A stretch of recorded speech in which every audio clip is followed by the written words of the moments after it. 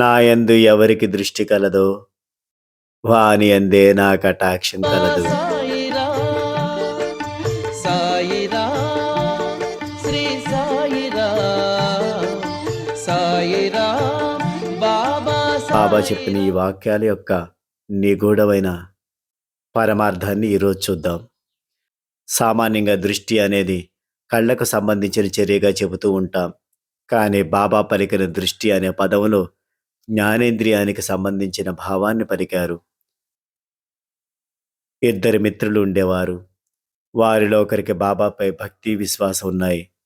మరొకరు నాస్తికుడు, అంటే భగవంతుని కొలవనివారు. బాబా భక్తుడు ప్రతిరోజు బాబా మందిరానికి వెళ్ళి దర్శనం చేసుకుని వెళ్తాడు. ఒకరోజు అతడు మందిరానికి వెళుతూ ఉండగా త్రోవలో అతని మిత్రుడు కలిశాడు. ఇద్దరూ కలిసి నడుస్తూ ఉండగా మందిరం రాగానే భక్తుడు, నేను వెళ్ళి దర్శనం చేసుకొని వస్తానని చెప్పగా అతని మిత్రుడు, నేను బయటే ఉంటాను, నీవు వెళ్ళిరా అని అన్నాడు.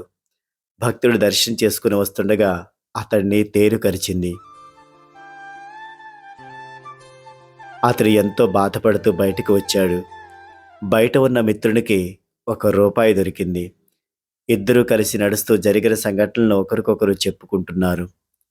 ఇంతలో వారికి ఒక సాధువు ఎదురుగా వచ్చారు.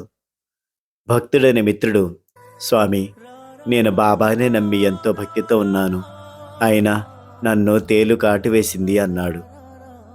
అప్పుడు సాధువు, నాయనా, నీకు ఈ సమయంలో ప్రాణగంట ఉంది. బాబా అనుగ్రహం ఉండడం వలన చిన్న తేలుకాటుతో బయటపడ్డావు.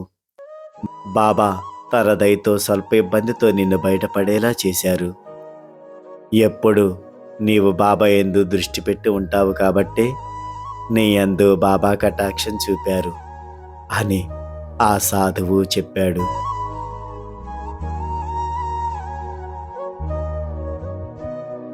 భావాన్ని అనుసరించి ఫలితం ఉంటుంది. సాయినాథ్ మహారాజ్కి జై.